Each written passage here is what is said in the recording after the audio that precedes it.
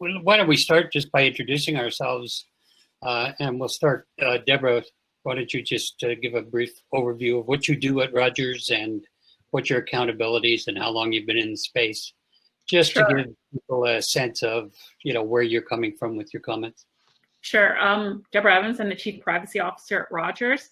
I've been with Rogers, coming up on 13, 14 years now. I've handled privacy for the company for the past 5 years, but I've been in the privacy space all of my life in various other sectors. So all of my working life, I guess probably in the neighborhood of about 20 years at this point. At Rogers, I'm accountable for obviously PIPEDA compliance, breach reporting management, CASL compliance, and I also oversee our compliance with the unsolicited telecommunication rules from the CRTC. So those are my main accountabilities.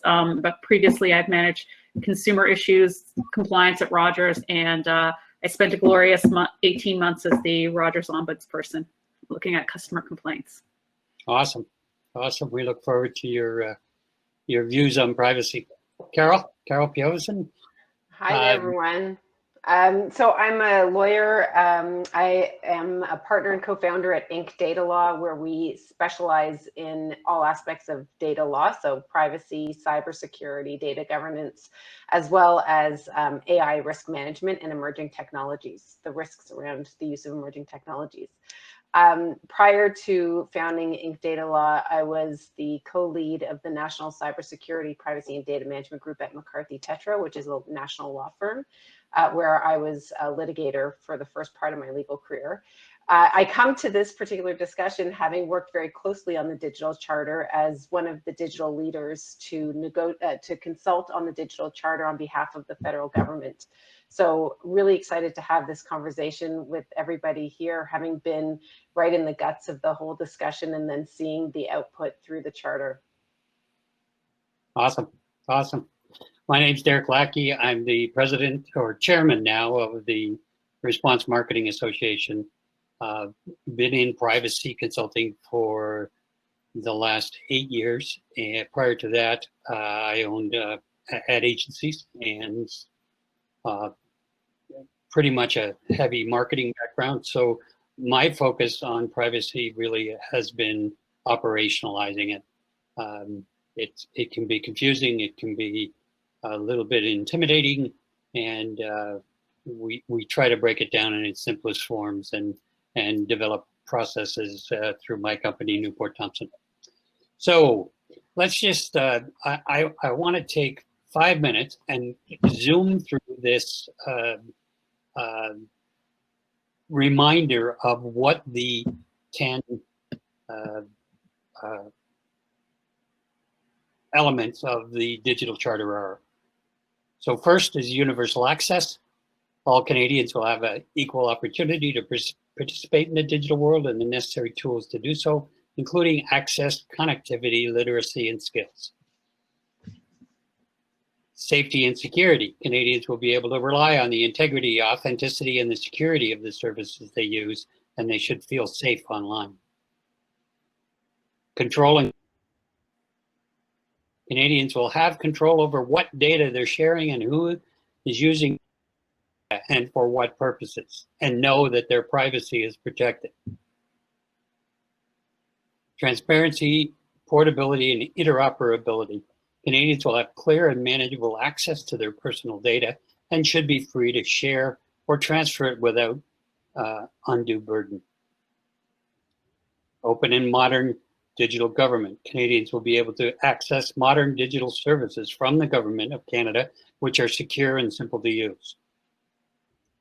6, a level playing field. The Government of Canada will ensure fair competition in the online marketplace to facilitate the growth of Canadian businesses and affirm Canada's leadership on digital and data innovation while protecting Canadian consumers from market abuses. Data and digital for good. The Government of Canada will ensure that the ethical use of data to create value, promote openness, and improve the lives of people at home and around the world. Strong democracy.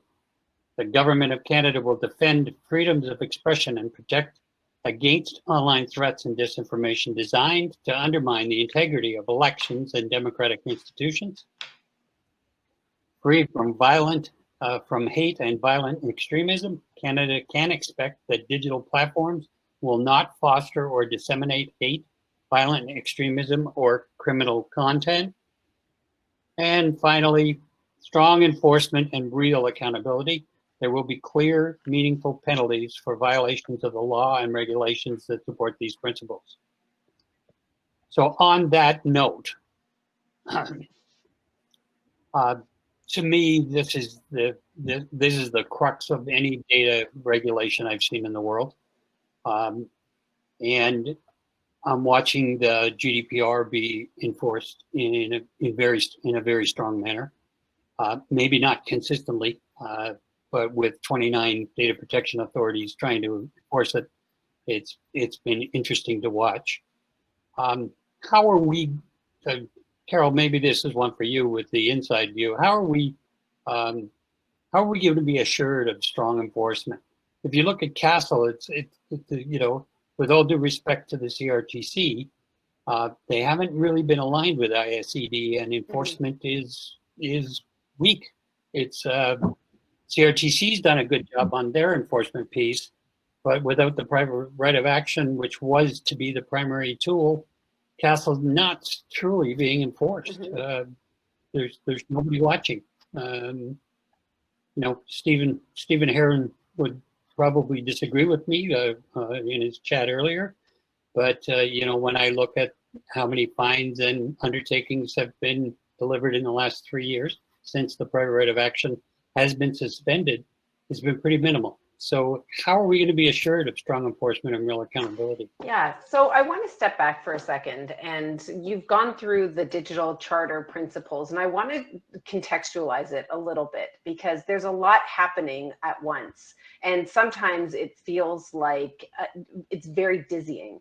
So the digital charter, the consultations around the digital charter were along 3 particular lines of inquiry, if you will.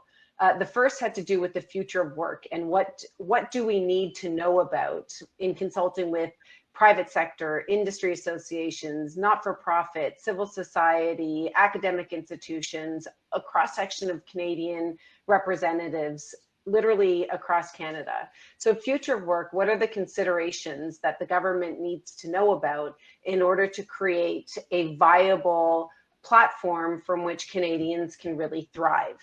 And that was intersected nicely with the second pillar, which had to do with innovation and competitiveness. So in the digital economy, how does Canada maintain and recognizing the size and sort of location of Canada, how do we maintain a robust competitive economy? What does that look like? And that intersected very nicely with the third pillar, which had to do with privacy, security, and trust. So with the digital economy, recognizing that we are constantly putting little pieces of information of ourselves in the digital atmosphere, and it's not, the sort of controls around that are very much in flux, both in Canada and around the world. How is it that we maintain a level of trust so that we not only get Canadians with the know-how to participate, with the infrastructure to participate, but also with the confidence to participate in the digital economy? So when I see the digital charter, I see sort of a re-articulation of Canadian values in the digital economy. And that matters because remember that when the digital charter was released in May, I think it was May 2019, the government also released a white paper on PIPEDA modernization. And there had been, and PIPEDA obviously is our private sector federal privacy law, and there had been a lot of discussion and a lot of consultation on things that should change in PIPEDA to modernize it and make it more robust, but also to align with strong international principles that we particularly see in Europe. So the white paper came out, one element of which in the white paper was enforceability. How do you make PIPEDA more enforceable? Because it's been criticized for not being enforceable enough. So that's the overall context that brings us to the question of, you know, what are we going to see, and is enforceability going to look stronger as we go forward? I think the answer is yes. I think we will see more enforcement once we see reform to PIPEDA itself. But I think what we need to remember is, remember when Minister Baines was reinstated in his position, his mandate letter suggested, or actually stated, that there would be this data commissioner, and there was sort of one line out there that talked about the data commissioner. So what's really interesting is we're going to see a number of changes. All right, so we're going to see changes to our legislation, and it will try to align more closely with GDPR, not as prescriptive, but it will just increase, sort of make some of the existing principles a little bit broader. And there will be, I think, a little bit more around interoperability and portability of data, because that speaks to competitiveness and it speaks to individual control. But we also now have this potential of a third party that may join the enforcement ranks of data, and we don't know what that looks like yet. So I do think that we're going to see stronger enforcement. I just don't know exactly what that panel enforceability when it comes to data rights will actually look like. Deborah, do you have any insight on this as a corporate recipient? I know you're in on, and you're probably a little more closely aligned with some of the current enforcement, like CRTC, than most. I would assume that you speak to CRTC on a fairly regular basis. So yeah. But do you have a perspective on enforcement and its role in privacy going forward? Yeah, I've thought a lot, even pre-digital charter and pre-white paper, about enforcement and what should enforcement look like in Canada, because all we keep hearing is Canada's lagging other jurisdictions. There's no enforcement. There's no stick for enforcement. But so I've thought a lot about it, and I'm not going to lie, it took me a while to wrap my head around the whole, okay, enforcement's coming, so what should it look like? So I don't think it's an all or nothing. We hear sort of different privacy advocates out there saying, in order to ensure privacy compliance, you need to have fines. Well, so number one, as a business, as a company, we don't manage our compliance based on risk of fines. We manage our compliance based on a number of factors. Risk of fines obviously is one of them, but also, what's our CEO going to say if he wakes up and sees our company name on the headline, the front page of the Globe and Mail? What's going to happen if we do something that diminishes customer trust? I mean, we're a large business that we don't sell widgets. We sell products and services that someone, that are not sort of a tangible, they take it from our store and go home and then they have something. So, we need to have an ongoing relationship with someone. So we need them to trust. I think, Derek, I probably sound like a broken record to you when I say this, but my role as the Chief Privacy Officer at Rogers is to be that data steward and to make sure, customers are giving us so much information. If a customer signs up for internet, TV, wireless services with us, we basically know their life. So we have to make sure that we are good data stewards of that information that they are entrusting us with. So that's sort of our role. So are we managing our risk and our privacy practices based on the fact that we may get a fine? Sure, it's one component, but it's not the only component. And I think that it's dangerous when regulators really look at the only way to get accountability is through enforcement. But then the other sort of piece about enforcement that I've thought about is, if you give a regulator stronger enforcement powers, what is it that, what is the accountability that the regulator has? So if you take the privacy commissioner as an example, when there's an investigation, the privacy commissioner will often, but not always, issue a report on finding publicly. So if there's an investigation, the company that is under an investigation gets a report on finding, so they know how it's been settled. But that is it's not case law, the way that a lawyer thinks the case law, but it is, from a business perspective, it's practical use of how your regulator is going to interpret the law. But those decisions aren't regularly released, or they're released maybe a year or two later.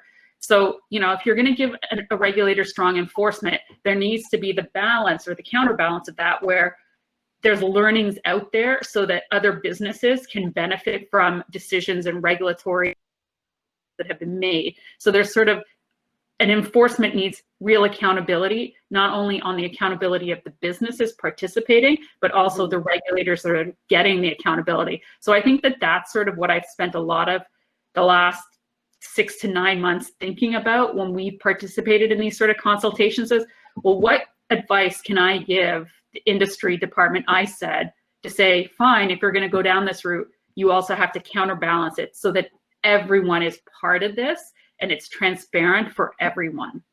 So how do you feel that CRTC has actually done on that? Like if you were to grade them, you know, a report card on Castle in the last 5 years, I think the written guidance for every fine, as well as the written guidance that came out at the beginning, was actually pretty good. It was pretty, you know, they really did give us a sense of what they were going to look for and how they were going to handle it. And, you know, they've been pretty true to their word.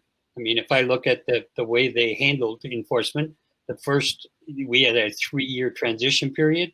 The first 18 months, they really gave a few sample fines. Unfortunately, your company was, you know, one of the ones made an example of. But they explained those fines. I don't know the details of it, but they tried to explain to the public, here's why Porter was fined, and here's why Kellogg was fined, and here's why Rogers was fined. And then in the second period, 18-month period, they switched. They switched modes. You didn't see many fines or undertakings, but you did see a lot of memos of understandings with other countries. And as Stephen pointed out in his earlier conversation, they've got 15 or 16 of those in place now, so they can enforce Castle globally. We're going to have the same transition problems with PETA as we get into stronger enforcement. But, you know, how do you think CRTC has done under Castle? So we obviously deal with the CRTC in many areas, being a telecommunication and broadcast distribution undertaking, so our telecom and our BDU business. So I think, so you take the CRTC from the enforcement branch, and then you take the CRTC from the, let's just call it the policy branch for a moment. So I'm just going to start there. So the CRTC is really great with consultations and ensuring before they make an interpretation or a policy decision or they issue a decision that there is extensive consultation. There's what we call CISC working groups, which are also there, where there's consensus and non-consensus reports. So there's always sort of a way so that there's a lot of participation from consumers, regulators, because, you know, CRTC has a consultation and they don't just, you know, the Competition Bureau will participate, different provinces will participate, so regulators are at the table, plus the advocacy groups, not-for-profits, and then the businesses. So there's a broad consultation. So I think the CRTC does that piece really well. And then obviously, I also spend a large chunk of my time dealing with enforcement type issues, whether it be the unsolicited telecommunication rules, which is really what the average consumer knows is the do not call list, but there's various components of that, and Castle. And I think you're right. Like, do we like that we've received fines under both regimes, enforcement regimes? No, but it was done in sort of a transparent and open manner. You know, we went there, we met with them. They walked us through what they thought the issues were. We had an opportunity then to put our arguments forward and put our positions forward. And then, you know, there's a lot of back and forth, and then we settle on an undertaking. And while summaries of those fines, as you mentioned, are posted on the website, also anyone can go to the federal court and get a copy of the undertaking because they have to be registered with the federal court. So it's transparent and it's open. So how would I rank them? I mean, I'm going to just give them a solid B+, mainly because we took an enforcement action. We took a fine. So I'm going to grade them down for that. But I think give them a solid.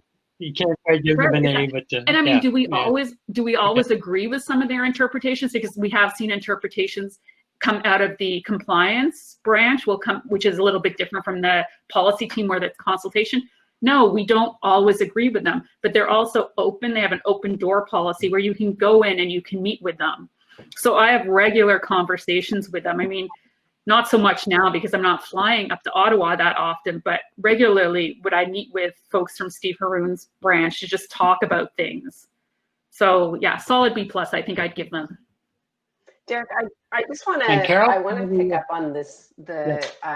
comment about enforcement versus guidance. And I'm going to pitch it as a versus because this was something that came up also in the context of the digital charter, but has come up many times since, which is you've got privacy legislation, and this is not just at the federal level. This extends to provincial privacy legislation as well. And it's interpreted, the black letter law is interpreted or is perceived to be interpreted differently. And so what is helpful and the message that has gone out to the privacy regulation world is issue guidance documents on specific topics that are of importance to the constituents that you think are most at risk of breaching privacy, because the enforcement side, the stick, starts almost with the presumption that the business doesn't want to do the right thing. And I think if you ask most privacy professionals, Deborah, we'll put the question to you and put you on the spot, does your business want to do the right thing? More often than not, the answer is yes. But sometimes there are questions out there where we would like a little more guidance and we're not getting it. And so instead of getting assistance in the front stage to make sure that we're doing the right thing, we get smacked on the back end, whether it's through an investigation or it's through another enforcement action or through an actual fine. We're smacked on the back end, and that doesn't help us at all. So I think the idea of, sometimes we need stronger enforcement. Okay, that's fine. And we should look at what that looks like. And I agree with Deborah's point that you need accountability on both sides. Absolutely. But now let's also start with the presumption that let's guide our businesses and anyone, actually, any private sector actor that's collecting personal information, let's guide them to do the right thing. Be clear about it, offer those services. I mean, we all do offer those services and help them actually put in place the right process. That's much more effective for everybody. So it's not one, I said versus, it shouldn't be one versus the other, but we have to look at both sides. I agree, Carole. I think sometimes there's a danger, and I noticed this early in I said, I've been with Rogers for a significant period of time, but prior to that, I worked in the financial services sector, and that right around the time when the financial consumer regulator was coming into fruition following the 2001 Bank Act amendments. And what you found in that scenario, what we found is it was a regulator, but they were also the consumer advocate. And I find that sometimes in the privacy world, in the OPC, they want to be both. They want to be the consumer advocate and they want to be the privacy regulator. Well, you can't be both.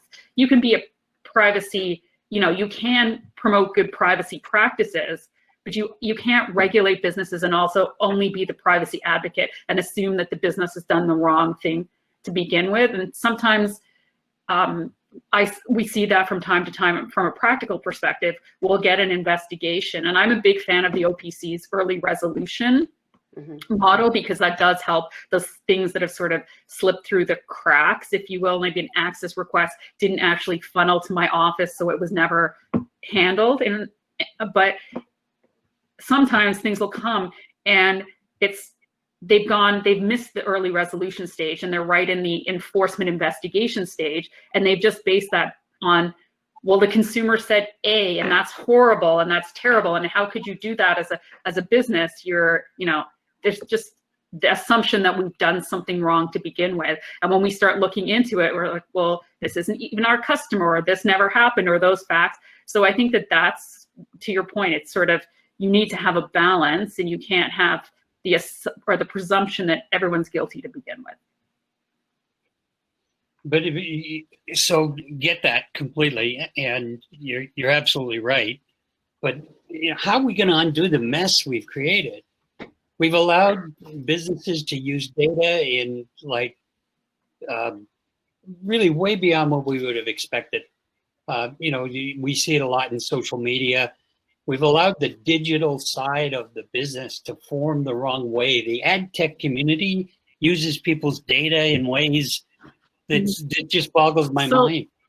I mean, if the average person knew that their Google search was being bundled with a whole bunch of other information and literally packaged out to thousands of potential advertisers to see who wants to bid on them, if the average person knew that, they'd go, wait a minute, I didn't sign on for that. I just did a Google search. And so just speaking as a consumer for a second, and I said this is sort of what we do as a business, I signal with my feet. So if I'm unhappy, I don't do business with something, right? So I think a lot of practices, just speaking as a consumer, can fundamentally be changed by the mass swell of people signaling their dissatisfaction.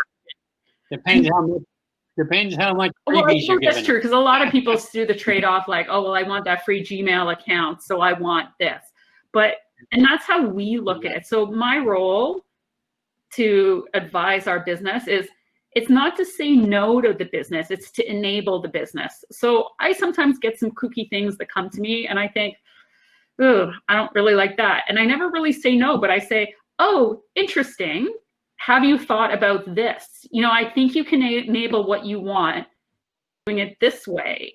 So sometimes I think I'm like an engineer, I'm a marketing professional, I play many roles on Google and at work, and I think that's what it is. So I said, for us, we do the right thing from a privacy. Our goal is to always do the right things. Are we perfect? No. Is any business perfect? No. But our goal is to always do the right thing and do it in a way where we're transparent to our customers. So we're constantly reviewing our privacy policy. And I think that's a good practice for businesses too. It's not a one and done. It's not write a privacy policy, stick it on your website and you check the box and you never revisit it. So, right around the time when all of the Facebook and IQ, I can't even remember their name now. Aggregate IQ. Thank you, Aggregate IQ. When all of that was done, we pulled out our privacy policy and we're like, are we being as open and transparent with our customers as we can possibly be with our privacy policy? And we supplement our privacy policy with Q's and A's. And we looked and I was like, these Q's and A's have not been reviewed. They're not the top 10 that are coming into my privacy mailbox on a daily basis. So we took those ones that had been up there for a couple of years and we took them up and we put up what is things that our customers are most asking us about. So, it's all about being transparent to your customers and letting them, to your point, if customers knew, would they be happy with the practice? And so for us, we always try to do the right thing and we're being transparent with our customers. We're being open. We're trying to make sure, we want to give our customers as much control as we can, with still trying to deliver our business. So I'll give you an example. We're obviously a wireless service. A lot of customers will write to my privacy mailbox and say, I don't want you to track my location. Okay, well then I'm not going to be able to provide you wireless services because I need to know where you are, because wireless services are mobile, and I need to know what tower to send the service to. So your phone rings, and I need to know if you're roaming, so who's our roaming partner? So I'm sorry, I can't opt you out of checking your location, but can I opt you out of using location data for secondary marketing? Yes. So I think it's about that. It's about being open with your customers, making them your partners in this and making them feel like you want them to be your customers and you want to do business. And that's sort of how we sort of manage our risk and our compliance. It's both doing the right thing. To Carole's point, do we want to do the right thing? Absolutely. But our customers will tell us, and if we do something terrible, they're going to leave us in droves. So that's from our perspective how we manage. But I mean, I see your point. It's very valid. There's a lot of people that will weigh I'd much rather have that for free, and I don't care. Mm-hmm. But in essence, it's the James Carville where he said it's the economy stupid. You're saying it's the customer stupid. Well, I'm not saying customers are stupid, but I'm the word. No, that's not, that wasn't my intonation. You're saying the customers are the ones that will dictate. It's the market. Yeah. And I want to add to that because we've seen a huge shift in over the last, I would say even 5 years in terms of digital literacy, not only for customers, but also for businesses. So businesses, and I'm not going to take the really large businesses, I'm taking sort of medium and smaller sized businesses that can fly under the radar of privacy regulators. And it really has taken some time for these businesses to understand what value they have in the data they've collected. What are the institutions and architecture around that data? What comes to bear on that data, and then what they should do with it. So I have seen a number of, mid-sized companies that are now thinking very strategically, or even smaller companies thinking very strategically with a mature, sophisticated lens about data, because they understand the value, but they understand the liability. And the second they start talking to you or me or people who are offering them advice having to do with the use of data, they immediately understand that there are serious risks that they don't want to get embroiled by. It was the last speaker actually who said, I heard him say, you'll only collect as much as you need because it's a huge liability. Like, you don't want to end up with too much information on your hands. So we see a maturity on the private sector side, but we also see a maturity on the individual side. So all of these terrible things that have happened, unfortunately, like the Cambridge Analytica scandal, not being just that, there have been a bunch of other really, really bad breaches and also terrible misuse of personal information. All of that has been brought to the public consciousness, and it's raising a debate my son is in grade 3, and we're already starting to talk about, well, why do you have to give that information every time you download an app? I'm not okay with that. So the answer is no, you don't get that app. And he's starting to sort of come to, become aware that your name is something, it's like a little piece of asset that is valuable to somebody. So, and that's just one. You've got your name, your birth date, the number of times they ask for a birth date. I find it shocking. Why do you need to know when he was born in order to play, Gold Rush or whatever it is he plays? Why do you need to know that? So it's starting early to have people become more conscious about how they interact with the digital world. And we need this to happen. This is part of the future of work transition. We need people to understand the interaction between our digital identities and our physical identities, because the analog age is gone. Very good. It's funny. Very good. It's funny you would say that. I was having a conversation with my mother on the weekend, and I think I've probably made her the most paranoid person, and she won't download or open a text if it looks suspicious without emailing me. That's and I had sent her and my sister a text over the weekend about a couple that had phishing, and then they lost all their PC Optimum points. So we were having this conversation about that. And then we got into the conversation about, all the people they're on Facebook, and they're like, oh, my first pet was a dog and its name was Scotty, and I lived on High Street, and all of this from, whatever, and their favorite color is purple. And I was like, that's a fraudster's dream right there. And they really like those birthday wishes on Facebook, just to, from all their 500 friends that they don't see at all.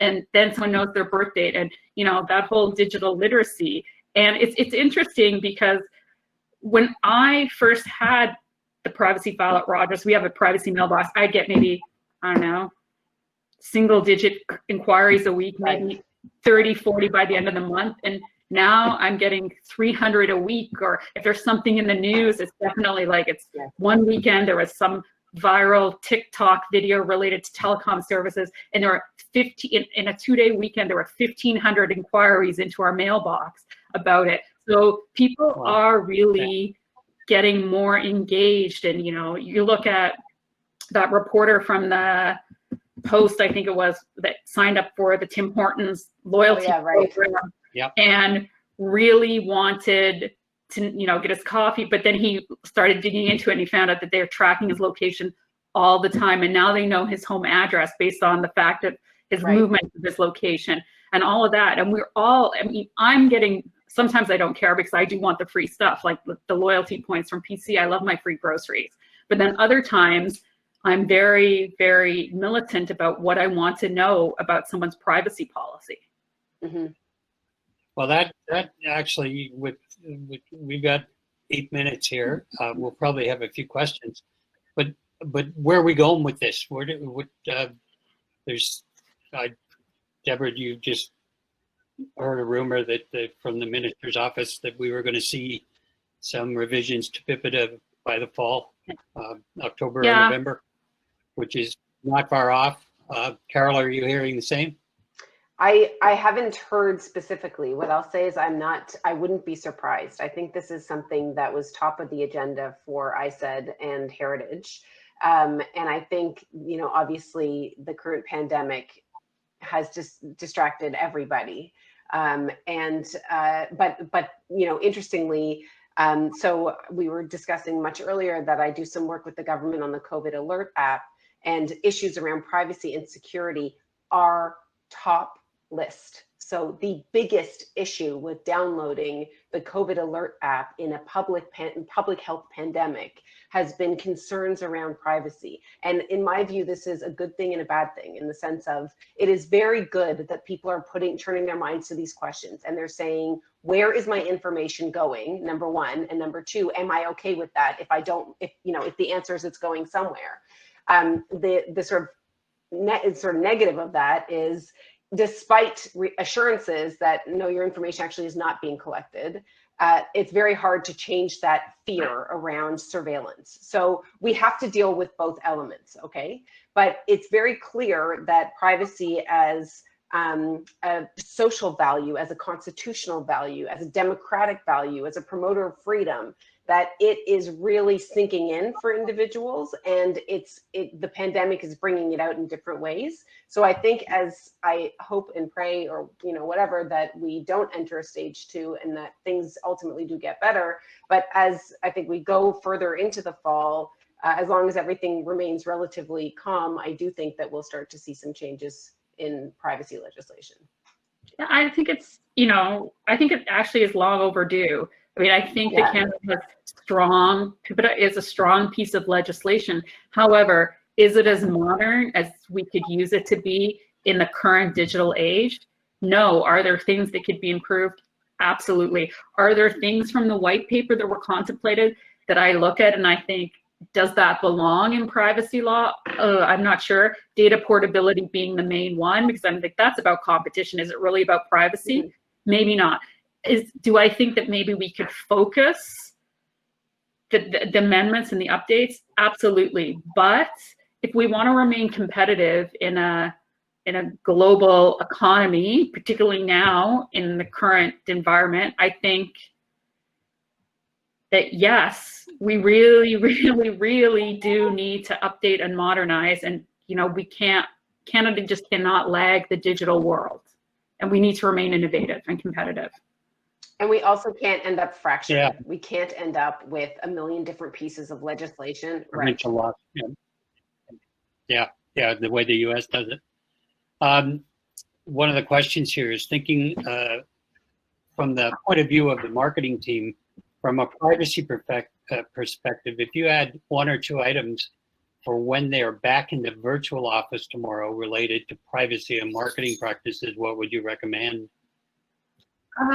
So for me, I think maybe 2 things, and they both revolve around data, because I think good data governance is needed for good privacy practices and good marketing practices. First of all, and this is a big one, neither one of them are small, but they're big, is find out where your data resides in your company. What systems, where is your data? And it also will help for privacy reform, but where is your data? I think a lot of businesses, and again, it's a big one, so small businesses I recognize are probably, well, it might be easier for them, but having a good data governance practice and knowing where your data is, like a data inventory, a data catalog, whatever you want to call it, knowing what systems your data reside in is a great, strong privacy practice, because that way you know where it is and you're not at risk of a breach, because that's the biggest thing for a breach, is not knowing where it is. And part of that data governance practice is also making sure you've established the retention policies to that are appropriate for the data that you have, and get rid of anything that you don't need. And then I guess the other one sort of for me, and it's less, well, it's a bit privacy, but it's sort of more of a castle. Make sure you're sort of, I think preference centers or customer preferences, and it's that whole customer control. I think that that's important to always be refreshing that. And I don't know if it's, the marketing team will probably hate me if I ever give them that, but it's review it on a regular basis. Make sure it's up to date. Make sure that what you're doing, your practices are, and the things that you say you're doing are actually what you're doing. Right. And very good. So very good. If I understand the question correctly, I'll have a slightly different spin on this, which is your forward-looking practices. So often what you find is there's an assessment of privacy that is divorced from what the rest of the organization wants to do. And so you've got this amazing innovation plan that never checked in with any of the privacy professionals or people who've got that sort of insight into how data should be collected, used, or disclosed. And so the plan gets to Friday at 5 p.m. It goes off to privacy to say, hey, can you just sign off on this? And privacy's like, wait a second. No, I can't. You've got this all wrong. You didn't do your strategy with us at the table at the outset. So I've never experienced that one. Not one. Wow, you've got an amazing team. You've done an incredible job. I've got to learn from you. This happens all the time. Even as external counsel, we get that, can you just sign off on this contract? No, you have absolutely zero privacy provisions, and I have no idea how to advise on this because I don't even know what information is being collected. Like, no, this can't happen. So especially in marketing, when you're dealing with a lot of people, you're dealing with consent. You're dealing with direct consent to individuals to say, what do you want to receive from us? You want to be thinking in advance. You want to have your strategy if you can, and try to plan out a year or two in advance. And what do you want your marketing strategy to look like for the next period? And get privacy in at the outset so that you can plan something that is viable in the implementation and not just a great marketing idea. So privacy by design, and involve it all along the way. I'm actually, we're actually working with a couple of software developers as they're building this software. They want to include privacy, and I applaud them for it. Yeah, that's very good. Good distinction. Good distinction. All right. Well, that's the end of our session, and I want to thank you both very much. I love your perspectives and points of view. Fingers crossed, we'll see some changes in the fall. And thank you very much. Take care.